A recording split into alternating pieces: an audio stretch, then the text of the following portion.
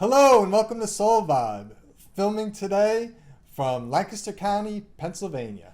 I'm Kurt Becker and I'll be your host, and I'll be helping you to connect with your heart and soul so that you can in turn connect with the universal flow, the vibe.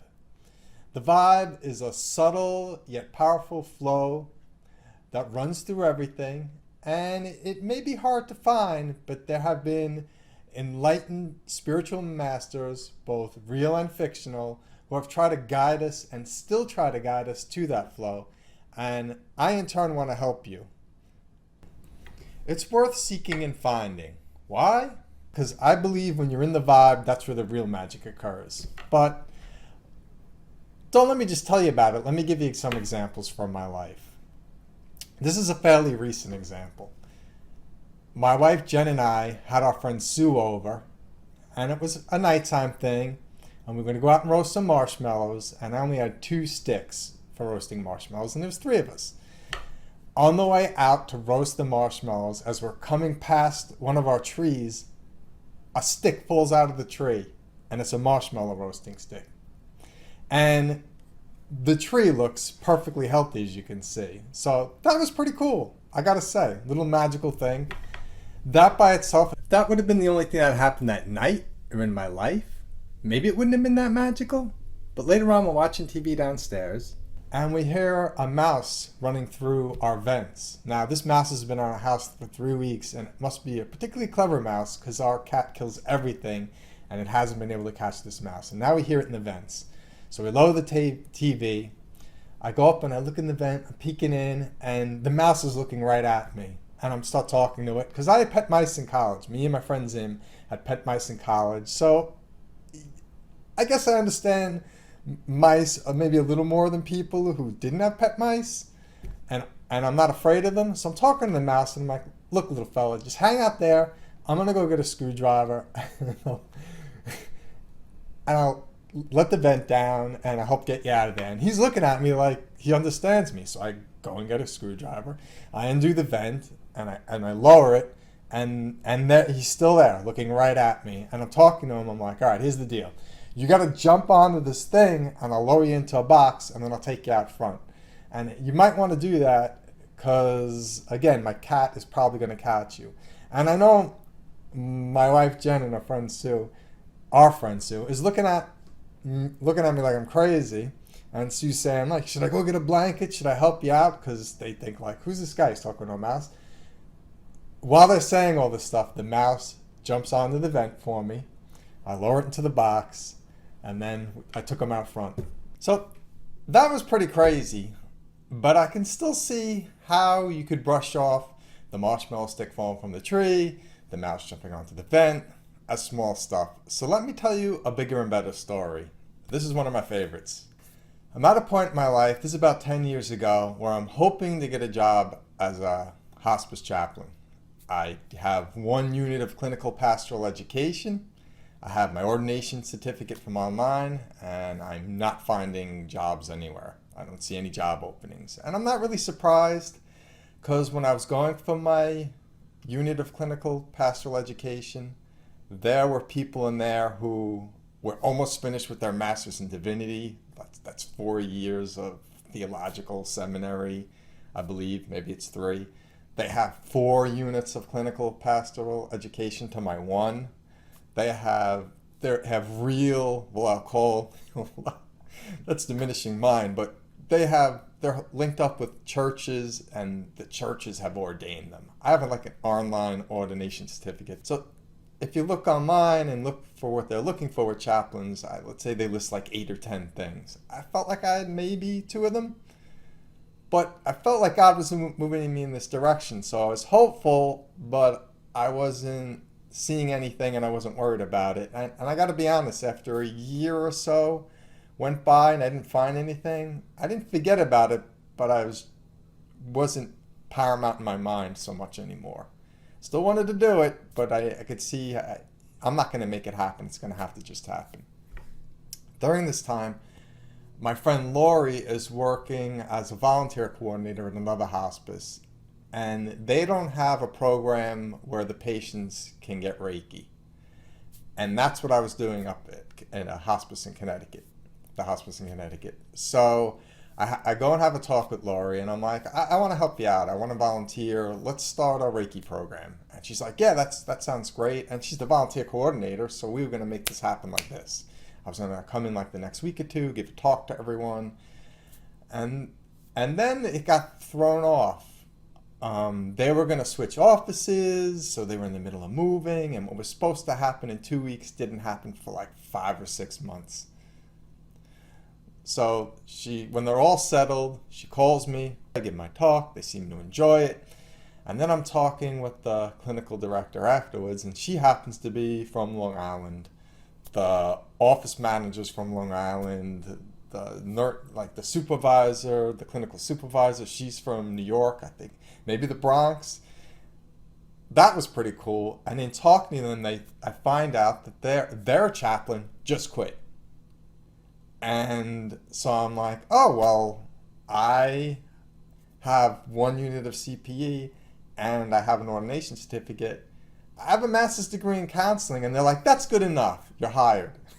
I was like, so without trying to find a chaplain job at that point, and with just wanting to bring a volunteer program into this hospice, and then it being thrown off for 5 or 6 months, I just happened to walk in on the week. They're looking for a chaplain. Everyone just happens to be from New York, and I get the job. To me, if that doesn't sell you on the vibe, I don't know what will. The vibe, a recent example of movies, what it's like.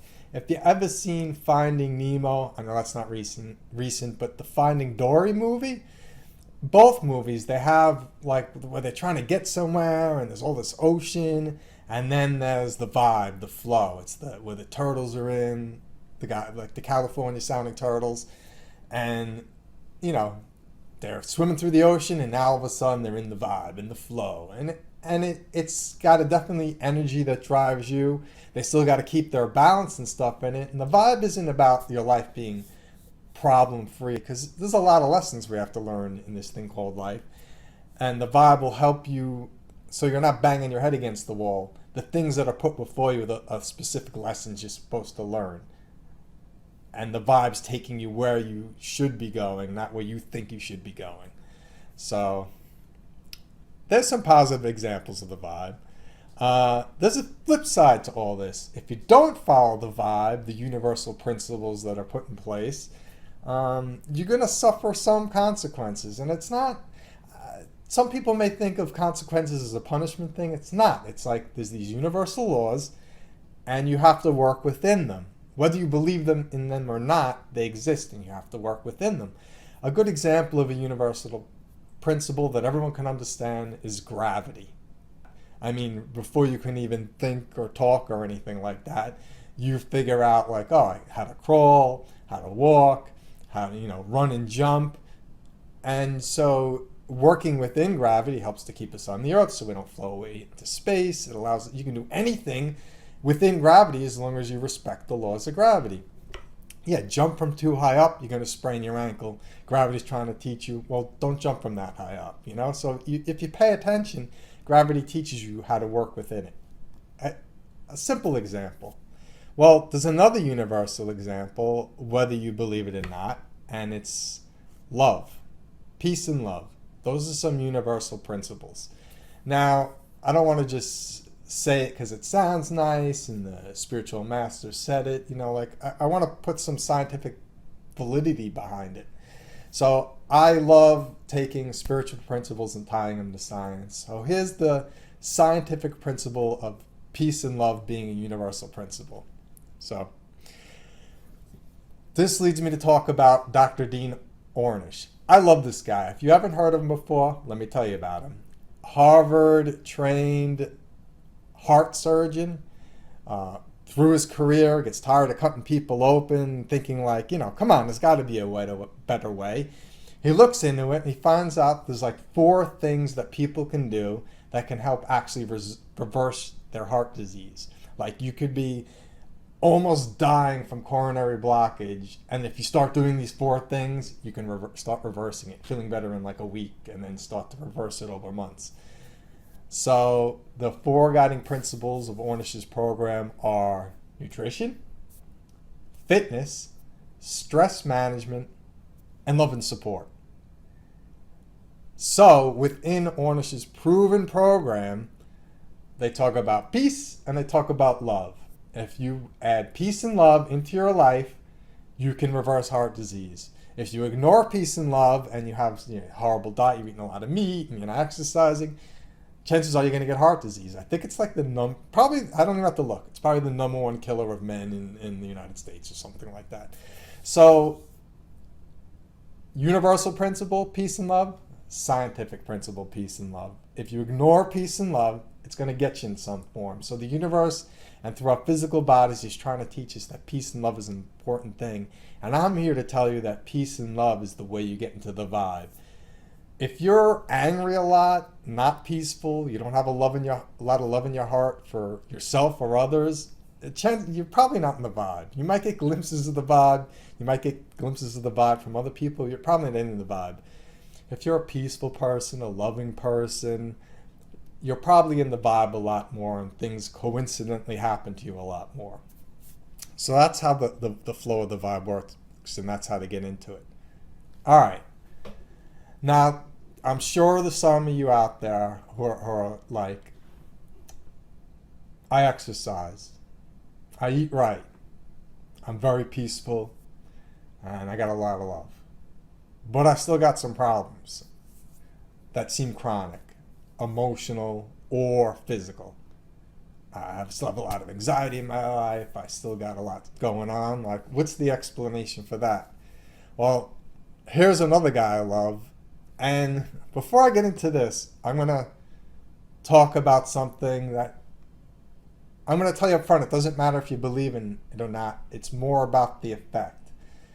And let me tell you what I mean by that. I've been taking olive leaf extract and drinking kombucha for 2 years, kombucha tea. And since I've been doing both of those things, I have not gotten sick. Knock on wood. All right. Now, someone could be hearing that saying, oh, olive leaf extract and kombucha, and you haven't got sick. That's all in your head. Well, who cares if it's all in my head? If I haven't gotten sick, I haven't gotten sick.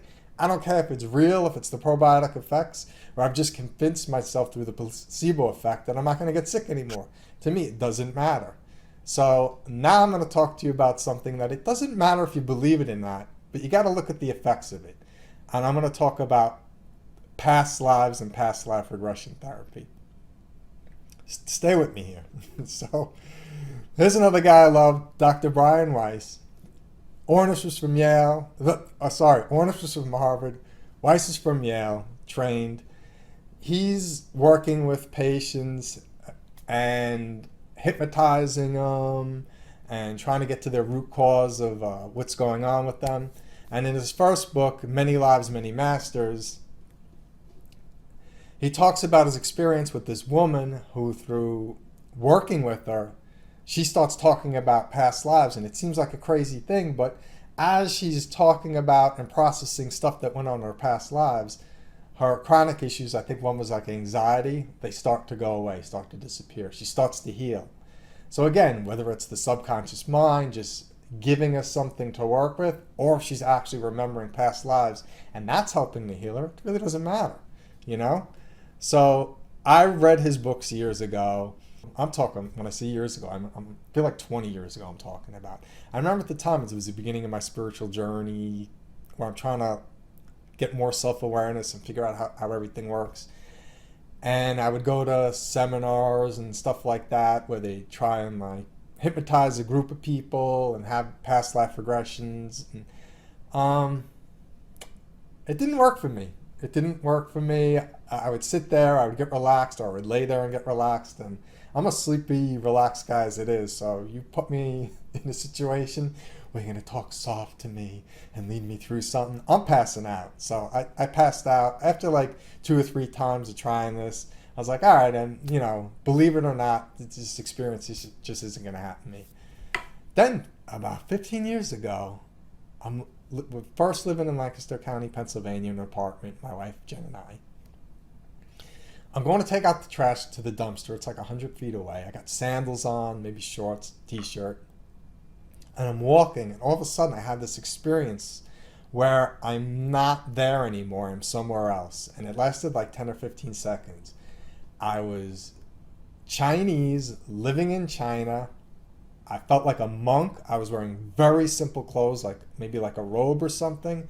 And I had sandals on. I think I was bald.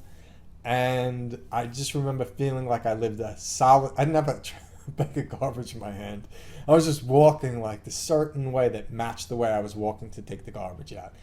And it made me have this flashback. Now, and I say flashback because it felt very real, not like a vision or a dream or a daydream. It literally felt like I was remembering something that happened.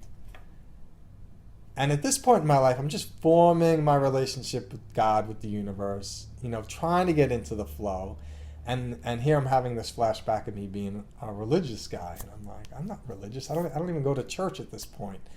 And I'm like, all right, that was cool, but what does it all mean? And then about a year after that, we're living in Connecticut, and I'm volunteering at a hospice, and the chaplain there says to me, hey, did you ever think of becoming a chaplain? I even laugh at him. I'm like, a chaplain? I'm like, no, I never thought about becoming a chaplain. Do you know, like 2 years later, I find myself in a chaplain training program. Years ago, you could have told me that was going to happen to me. I never would have believed you. I have this vision that I think kind of opened my mind and heart to the possibility, and then someone else says it to me, and then before you know it, I'm doing it. And that was one of the most fulfilling jobs of my life. So, past life regressions, I'm on board for what they can do for you. So what I'm going to play for you now is from Super Soul Sunday. I don't watch it a lot, but I've got glimpses, because I don't watch a lot of TV in general, but I've seen glimpses of it because my friend Perry watches it.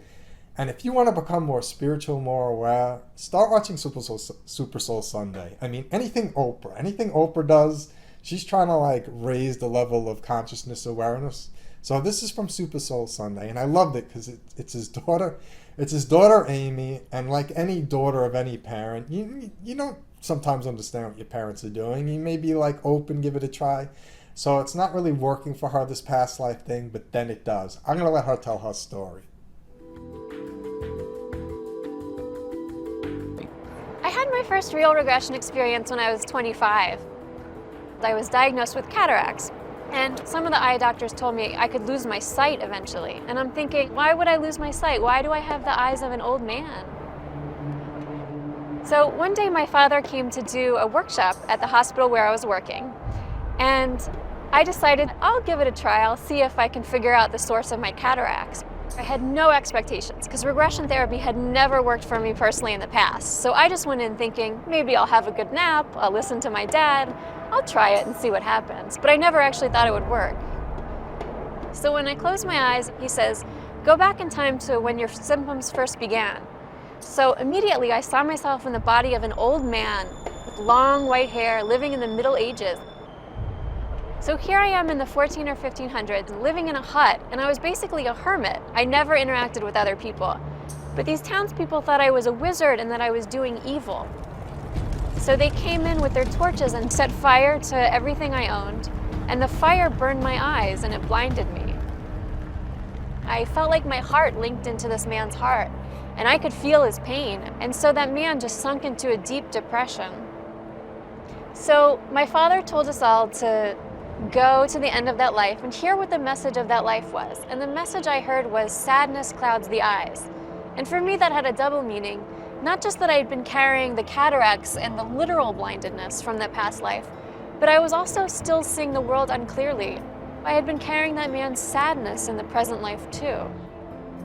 After her regression, Amy says, much to her and her father's surprise, doctors said the cataracts had disappeared. There could be biological explanations for why my cataracts healed that I don't know of, sure. But it doesn't really matter to me. What matters to me is that they were gone and they healed. The experience that I had made my relationship with my father more meaningful because I could really understand now what his work was about, not just intellectually, but emotionally. And so I gained a new appreciation for how he's been helping so many people heal, just like he helped me heal. So that's what happened with her, and that's pretty amazing. You have a physical ailment, and you're like, what's going on? You have a past life regression, a memory, it unlocks some stuff, and your physical ailment goes away. There's something to that. That's pretty powerful. So, and you could read more about that, I'm imagining. I don't read this one, in Miracles Happen, that Amy co-wrote the book with her dad. Anyway, I think it's time for a short break. When I come back, I'm going to have today's guest. She's a local to Lancaster County, Pennsylvania, my friend Jen, and she's going to talk about her work that she's doing with past life regressions because she went to a workshop that Dr. Brian Weiss was giving. So I'll be back in a minute. All right, welcome back to our show. I have my first guest ever, and our guest for today, Jen Kuhn, my friend, and she's a spiritual guidance counselor. Welcome to the show, Jen. Thanks, Kurt. Good to see you. Good to see you too. I'm having you on because the last time I saw you, you said you were going for past life regression therapy training. Yes, let's call it more of a tutorial. Okay. Brian Weiss was in New York, and I went for an all-day gathering, and he taught us how to go into a deep hypnotic state. And while in that state, he would prompt us with questions which would assist us in recalling a past life. So did you have an experience that day? I did have an experience that day, but it wasn't my first. And I say that because when it is your first time, you have to be patient. It might take more than one try to get you into that state that allows you to recall those memories or access them. Yeah. So because I had prior experience, it was easier for me to go into that place where I can remember what happened many moons ago. I'm excited, so I want to hear about your first one and the one at the tutorial, if you don't mind. No, not at all. Which one do you want to tell first? Well, let's talk about the first one because Okay. I'm not the best candidate for hypnosis. So my first one actually took place with my Reiki master teacher, who happens to also be a psychologist and a hypnotherapist. Wow, okay. So we had, she had all of it going on. So when I was on her table for Reiki relaxes me to such a state that I'm much more impressionable to those places that her questions that can prompt me to go to a deeper place. Okay. And she did a lot of the Brian Weiss technique, whereas you're counting backwards from 10 and you're walking down steps. So the first place that I went to, she said, "What are you wearing?" And I thought that was interesting. And I looked down at my shoes and I saw these leather button-up boots that the women wore, 1700s, a long skirt. I was on a farm. I could see exactly where I was. I lived in an old Victorian farmhouse. We were in the middle of nowhere, fields growing of wheat. And I had 2 children. And I'm in the kitchen, and I'm doing what probably every pioneer woman did at that day. You're cooking. Yeah. And in comes a man, and I knew immediately it was my husband. There were no words. This was like a silent movie playing in front of my eyes, and I did see it in color. It was not in black and white. But the man was a very large man, and I was afraid of him. And he came to the door, and he was yelling about something. And I knew my first instinct was to put my children behind my back to protect them, because I knew as I was watching this, he was my husband and he was abusive. Oh. So I knew that my children were safe and that he was in his tirade. And then I seemed to jump forward, and he and I were up in a bedroom, and I could see the small bed, the very low ceiling, the bedspread, what have you. It was so detailed and textured is what I'm trying to tell you. I could feel all of it. And he basically had been inebriated or been drinking, and raped, I guess is the best word. I simply succumbed to his violence because I wanted to protect the children. Because I knew that he would pass out after, but if I didn't allow myself to be, I guess, brutalized in this way, he would take it out on the kids. Now this is more of a memory than, it feels like a memory more than a visualization or a dream. Correct. This was definitely a memory. The detail, the feeling, the knowing that came over me. I was fully conscious while I was having this experience. I was not asleep on any level. I mean, rapes, that's traumatic. Like, what are you like, kind of, it's you, but are you kind of like watching it, hopefully somewhat detached? Or I'm the silent observer. As me in that place, as I said, I was watching it like a movie. There was no fear. I wasn't feeling fear on the table. I didn't feel like I wanted her to bring me out of it. I knew I was in a safe place, and that what I was watching happened to me a long time ago. Well, from what I understand about past life regression therapy is that there's a lesson in it for you. You're absolutely right. So most of this adult life, probably not till mid-30s, I had severe anxiety. And I was never afraid of men, but I always acquiesced. You know what I mean? I never would find my voice with men. And I always allowed them to dictate what we were going to do. They weren't abusive toward me. I don't want to say that, but I would always say, well, what do you want to do? Or what do you want to have for dinner? Kind of like a habit left over from a previous life that you don't even know why you do this. Correct. So when it came to relationships with men, I allowed myself to be guided, and basically they ran the show. And but not, again, I want to stress, I was not abused in any way in this lifetime. Thank God. Yeah, thank God. But after that session with my therapist / friend / Reiki master, I got into the car and I had an hour and a half drive home, and it was pouring down rain. I mean buckets, the kind where your fast speed on windshield wiper was barely working. I was calm as a cucumber. I didn't care. I had no fear. I just said, whatever. And I had this state of just bliss and calm for about a month.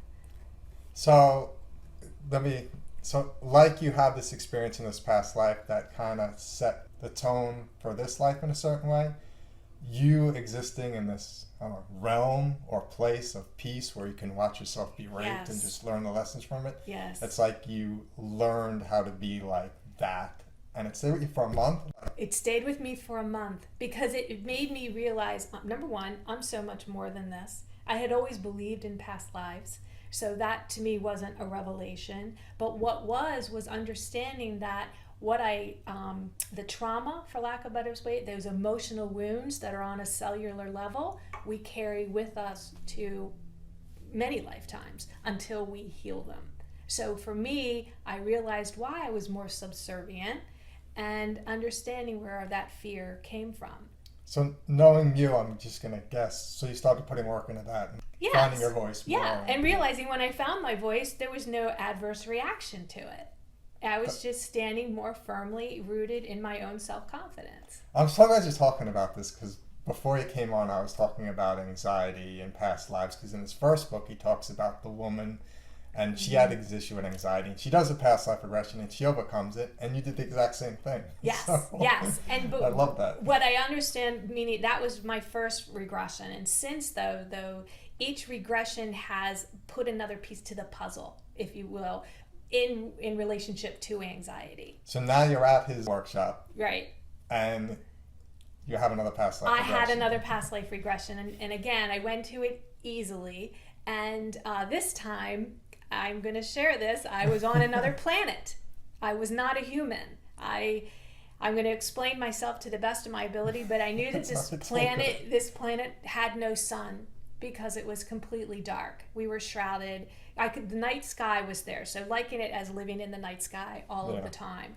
I was standing on 2 feet, but my skin was more of a reptilian-like looking skin. It was dark, wasn't like brownish, greenish. My face, my head, wasn't lizard-like, but I'm going to give you that. That's the best that comes to mind. I had feet and I had arms and I had dexterity, but my fingers had suction cups on them, as did the toes that were very long on my feet. So we lived in pods. That's the best way I can explain it. There were 6 pods, small pods, around one larger pod.